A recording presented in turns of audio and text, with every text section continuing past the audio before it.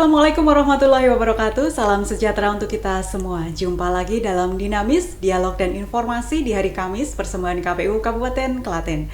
Salah satu hal yang sedikit banyak turut menjadi penentu dalam keterlibatan teman pemilih untuk menggunakan hak pilihnya adalah lokasi TPS dan juga akses menuju TPS. Dinamis kali ini akan mengulik dan mengevaluasi kegiatan pemetaan TPS yang telah dilakukan KPU Klaten pada Pilkada tahun 2024. Dan pemetaan TPS ini tentunya penting karena akan menjadi dasar untuk penyusunan daftar pemilih sementara maupun daftar pemilih tetap. Dan juga pemetaan TPS ini sedikit banyak akan berpengaruh terhadap kehadiran pemilih di TPS. Kita akan berbicara bersama Ketua Divisi Data dan Informasi KPU Klaten, Bapak David Indrawan. Selamat sore, Bapak. Selamat sore. Apa kabar, Pak? Alhamdulillah baik sehat, sekali. Ya. Baik. Kali ini kita akan berbincang, Pak, terkait proses pemetaan TPS Pilkada yang lalu. Baik, Mbak. Ya, dan dengan total TPS sebanyak 2024 dan juga satu TPS khusus. Ya. Jumlahnya menurun drastis ya Pak. Betul, ya, dari sekali. Pemilu yang tahun 2024 itu ada 4.198 ya, betul. Hampir 50% turunnya ya Pak ya. Nah, hal ini tentunya mengacu pada regulasi yang berlaku juga ya Pak ya terkait jumlah maksimal pemilih untuk masing-masing TPS-nya. Seperti apa Pak peraturan yang ditetapkan untuk Pilkada kemarin? Oke, Mbak, terima kasih sebelumnya karena ini masih di bulan baik. Saya ucapkan minal aidin wal faizin untuk semua sahabat pemilih di Kabupaten Klaten. Mohon maaf lahir batin atas nama pribadi maupun atas nama di tim data. Mungkin banyak hal yang kesalahan yang kami lakukan, sedikit banyaknya mohon maaf. Semoga menjadi bahan perbaikan kita ke depan. Dan kedua mungkin alhamdulillah saya perlu sampaikan dulu Mbak bahwa Pilkada sudah berjalan dengan sangat baik. Terkhusus mengenai data pemilih, tidak ada gugatan mengenai data pemilih. Artinya ini salah satu juga prestasi yang harus disampaikan ke masyarakat umum bahwa pendataan kami kali ini memang sangat-sangat luar biasa baik. Tentunya semuanya berjalan karena dukungan dan bantuan teman-teman di tingkatan kecamatan dan tingkatan desa. Begitu Mbak. Untuk yang tadi disampaikan mengenai dasar hukum tentunya kenapa toh kalau di pemilu kemarin ada 4197 TPS reguler, 1 TPS khusus atau diloksus. Untuk di Pilkada kemarin 2024 TPS reguler dan 1 TPS loksus. Berkurang sangat banyak, betul, karena memang kita acuannya tentu ada dasar hukumnya. PKPU 7 nomor tahun 2024 pasal 10 ayat 2 itu mengatur bahwa pemilih di tiap TPS itu maksimal 600. Walaupun aturan di kebijakan kita di Klaten angkanya mungkin ya kita masih bisa agak nego-nego sedikit dengan pertimbangan satu dan lain hal gitu. Yang pasti saya sampaikan ke teman-teman dalam satu TPS tidak boleh menggabungkan desa atau kelurahan. Itu aturan baku yang tidak boleh dilanggar oleh teman-teman. Kalau hanya menggabungkan RT, bahkan RW, kita masih perbolehkan. Tapi tidak boleh menggabungkan desa atau kelurahan dalam satu TPS. Itu Mbak, perlu saya sampaikan. Ya, tentunya kan ada jumlah maksimal per TPS-nya sudah berbeda ya Pak, dari pemilu dan juga pilkada. Untuk pilkada 600. Pilkada 600, untuk di pemilu 300. Oh, 300. Jadi seperti setengahnya. Ada setengahnya ya Pak ya, harus ada penggabungan TPS seperti itu ya Pak ya. Nah, kemudian tentunya kan dengan pemetaan yang baik, petugas TPS dapat melayani pemilih juga dengan lebih mudah dan cepat seperti itu ya Pak ya. Nah, kemudian apa saja Pak proses-proses tahapan yang dilakukan dalam pemetaan TPS? Baik Mbak, kemarin ya. Saya sampaikan bahwa pemetaan kemarin sudah berjalan dengan sangat baik, dengan segala dinamikanya, dengan segala kondisi ke situasi yang di lapangan yang dihadapi teman-teman. Jadi ada beberapa tahapan yang sebelum kita laksanakan pemetaan di lapangan, kita lakukan perencanaan dulu. Setelah perencanaan kita lakukan pemetaan lokasi Mbak. Jadi kita lihat calon TPS itu jarak dengan pemilih itu sebetulnya berapa jauh. Kedua, aksesibilitas. Aksesnya bagaimana, terkhusus untuk memfasilitasi teman-teman disabilitas dan lain sebagainya. Betul. Ketiga, kita juga perhitungkan ada nggak di situ nanti fasilitas umum. Jangan sampai ada TPS parkirnya susah, lah. Kita nunggu yang mereka tentu pemilih kan nunggu beberapa saat ya. Nanti mau ke kamar mandinya harus pulang dulu, lah. Jadi aspek-aspek itu yang kemarin juga kita perhitungkan dan kita sampaikan ke teman-teman gitu. Setelah pemetaan itu kita lakukan sosialisasi di tingkatan wilayah masing-masing. Kita minta masukan dari masyarakat, bagaimana kalau TPS-nya di sini dan lain sebagainya. Teman-teman di tingkat penyelenggara ad hoc tingkat desa yang paling tahu persis gitu lokasinya, dia koordinasi dengan pihak desa, kelurahan, RT, RW dan lain sebagainya untuk coba meminta masukan dari masyarakat. Setelah itu kita koordinasi di tingkat kabupaten dengan mengundang teman-teman kecamatan dan tingkat desa. Setelah fix kita sudah tentukan jumlah TPS dan lokasi TPS-nya, kita sosialisasikan ke bawah. Jadi memang tahapannya agak panjang, tapi saya yakin ini upaya kita bersama bagaimana kita berharap warga masyarakat Klaten betul-betul dekat dengan lokasi TPS sehingga mereka ada animo luar biasa untuk datang ke TPS. Dan alhamdulillah menurut saya angka partisipasi 81, sekian persen itu bukan angka yang kecil tentunya. Itu sudah luar biasa, walaupun sekali lagi saya sampaikan ada catatan-catatan kecil. Kita berbagi bersama ke depan, ini masukan dari semua pihak, insya Allah akan kita laksanakan ke depannya. Ya, tentunya kan memang berkurang sangat banyak ya Pak ya dibandingkan TPS pemilu. Nah, kemudian yang upaya yang Pak dilakukan KPU Klaten ini untuk mengoptimalkan pemetaan TPS nih apa Pak? Setelah tadi direncanakan seperti itu ya, kemudian kita juga minta masukan dari masyarakat, kemudian actionnya apa dari KPU Klaten ini? Ya itu, mungkin kalau teman-teman di ad hoc di tingkat kecamatan tahu persis bagaimana, dan tim di Datin tahu persis bagaimana dinamikanya kita meyakinkan di tingkatan provinsi bahwa TPS, karena gini Pak, dari angka 600 tadi itu di Klaten itu angka per TPS, jumlah pemilih per TPS itu rata-rata di angka 465. Jadi tidak bisa maksimal sesuai yang disampaikan oleh provinsi. Bahkan ada satu TPS yang mungkin jumlah pemilihnya di bawah 400. Ini kami sampai di waktu di rakor di tingkat nasional maupun di tingkat provinsi, kita selalu berdebat dengan, maksudnya kita memberikan alasan-alasan yang logis gitu. Karena kita tahu persis teman-teman sudah bekerja maksimal di bawah, sudah menentukan itu, tentu pertimbangan tadi sudah sangat-sangat dihitung gitu. Dan itu kami juga coba sampaikan ke teman-teman di tingkat provinsi maupun tingkat RI, kenapa angka ini seperti ini.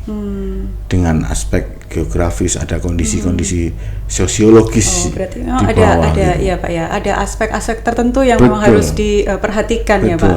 Kalau secara aturan itu sebenarnya apa saja Pak yang harus diperhatikan? Sebetulnya kan kalau secara aturan hanya geografis dan sosiologis tentu.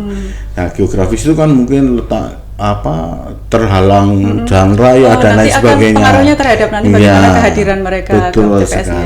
Betul sekali. Tapi kan kadang-kadang yang miss dari aturan yang baku itu kadang-kadang aspek sosiologis Mbak. Kita banyak temui di beberapa kecamatan, bahkan mungkin teman-teman ini tahu persis bahwa ada karena kondisi residu pemilihan kepala desa begitu. Antar satu RW tidak bisa akur. Seperti itu ya.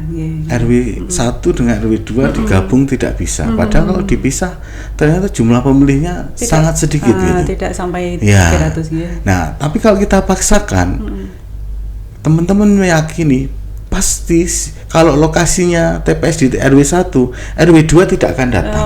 Seperti begitu juga sebaliknya. Nah, hal-hal kondisi di lapangan inilah yang teman-teman coba mengakomodir bagaimana, terus kita carikan solusi seperti apa supaya tetap pemilih itu kita bisa hadir ke TPS begitu Mbak. Nah itu yang perjuangan itu yang kemarin kita coba sampaikan ke teman-teman di tingkatan provinsi maupun RI untuk meyakinkan mereka bahwa ini sudah kondisi yang sudah cukup ideal.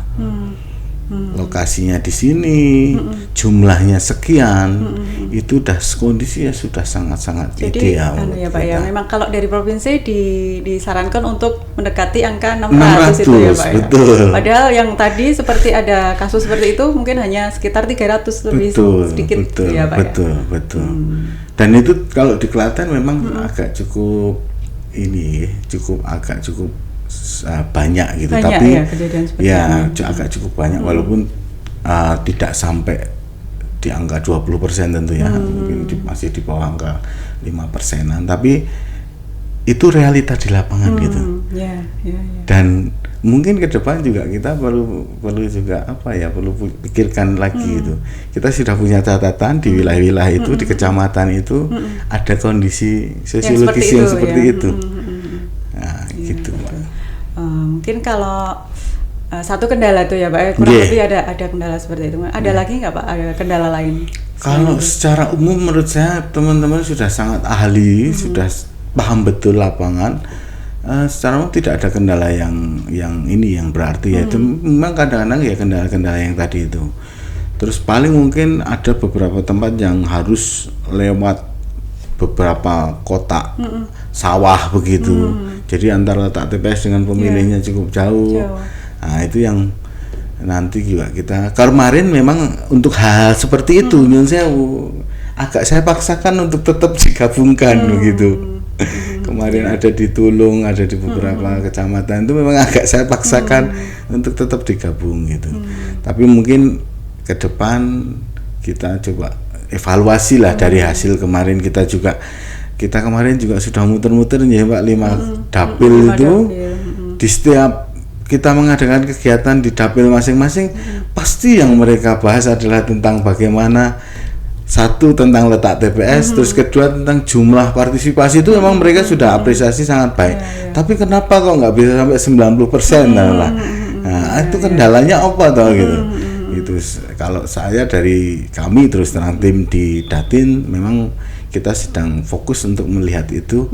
Memang apakah salah satu penyebabnya adalah karena letak TPS yang ini ya, gitu. Terlalu jauh gitu ya Pak. Betul, ya, seperti itu ya. Memang hasil pemetaan TPS ini menjadi bahan untuk kegiatan pemutahiran data pemilih juga ya Pak ya, untuk coklit dan sebagainya, kemudian juga untuk dasar dalam menentukan berapa jumlah pantarlih juga yang direkrut kemarin ya Pak ya.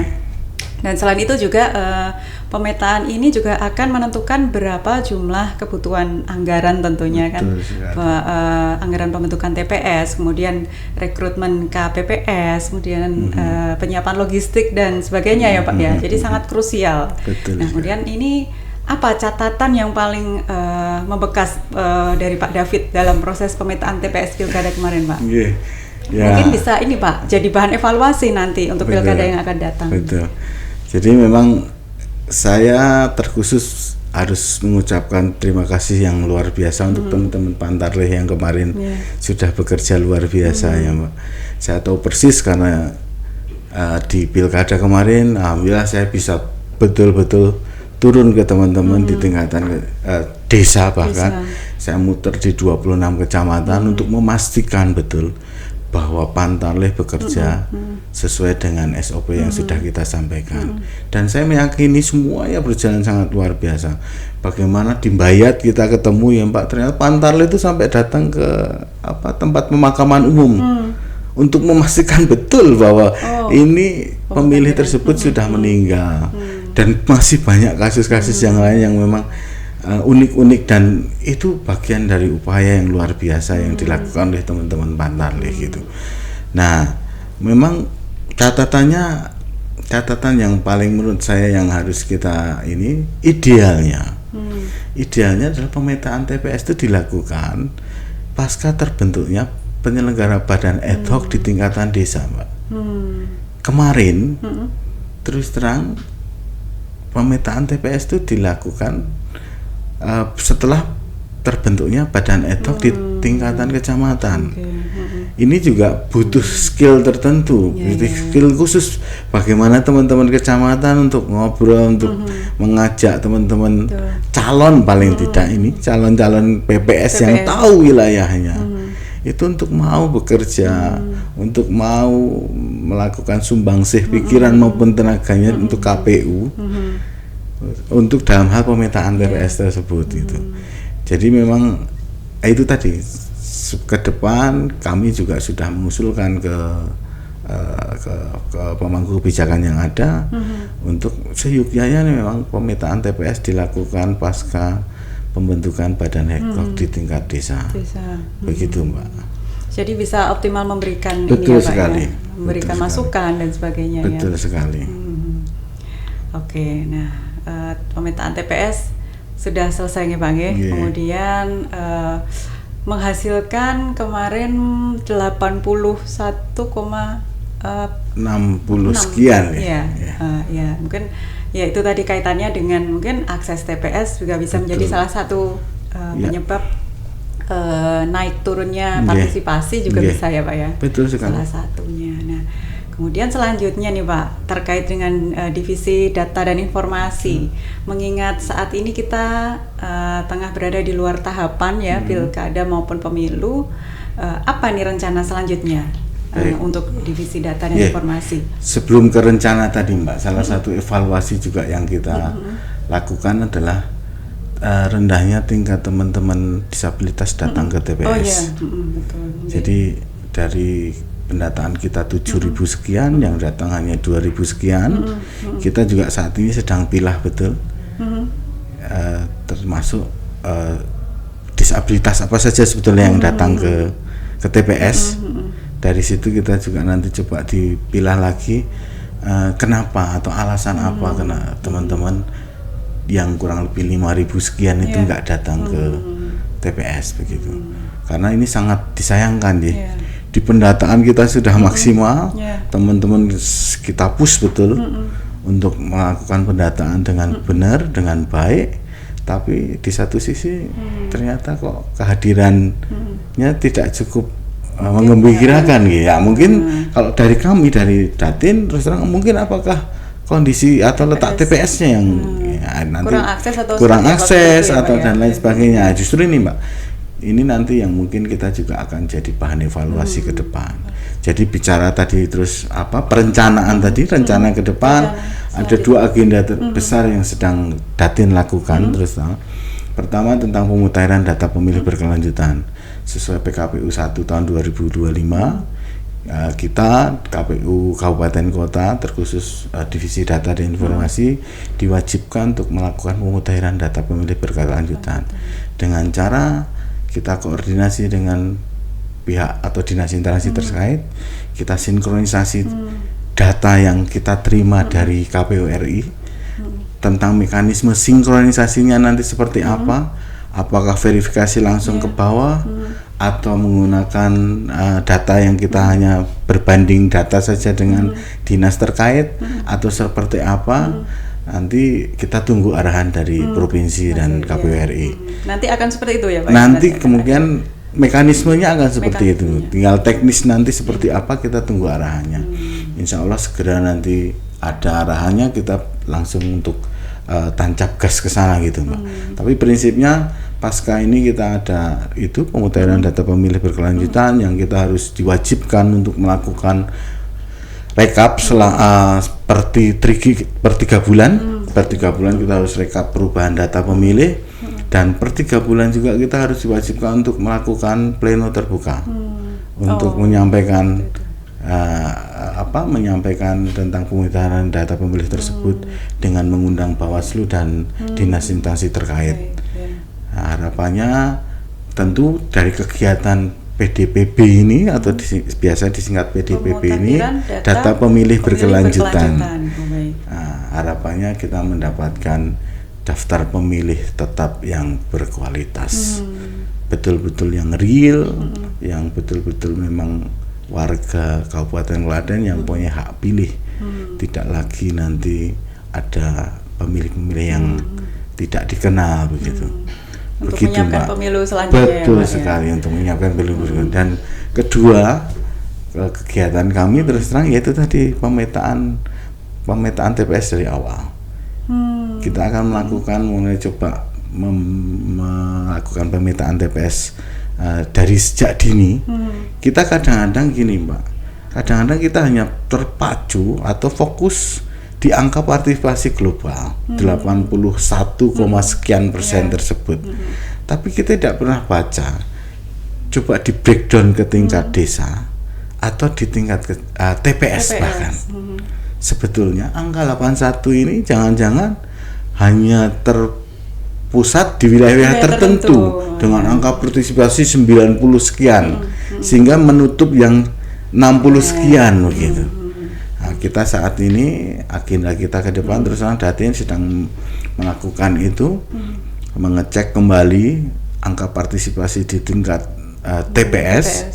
Sekali lagi hubungannya tidak dengan apa-apa, kita fokusnya hanyalah tentang jangan-jangan sahabat-sahabat pemilih kita ini tidak datang ke TPS karena memang lokasi TPS-nya yang bermasalah. Kita mencari akar permasalahan. Iya, Pak, betul ya, sekali. Mencari penyelesaiannya nantinya. Pak. Paling enggak dua agenda besar ini yang ke depan kita akan lakukan. Mohon doanya, mohon bantuannya seluruh warga masyarakat. Tentu kita akan banyak libatkan banyak pihak, harapannya Mbak, teman-teman yang mungkin di teman-teman KPPS, mantan ketua KPPS atau anggota KPPS yang mungkin nanti Nyon Sewu mungkin akan kita coba libatkan, teman-teman PPS di tingkat desa juga mungkin kita akan libatkan untuk betul-betul memberikan masukan ke kami. Ini semua demi Klaten tentunya, demi pilkada Klaten yang lebih baik, demi Kabupaten Klaten yang lebih maju. Begitu, Mbak. Oke, baik Pak David. Berarti kan nanti agenda selanjutnya adalah terkait pemetaan TPS dan juga pemutakhiran data pemilih berkelanjutan. Tapi kita masih menunggu arahan dari pusat seperti itu ya Pak. Betul sekali. Baik. Nah, teman pemilih tentunya menarik untuk disimak lebih jauh terkait pemutakhiran data pemilih berkelanjutan yang nanti akan menjadi salah satu agenda KPU selanjutnya. Begitu ya Pak ya.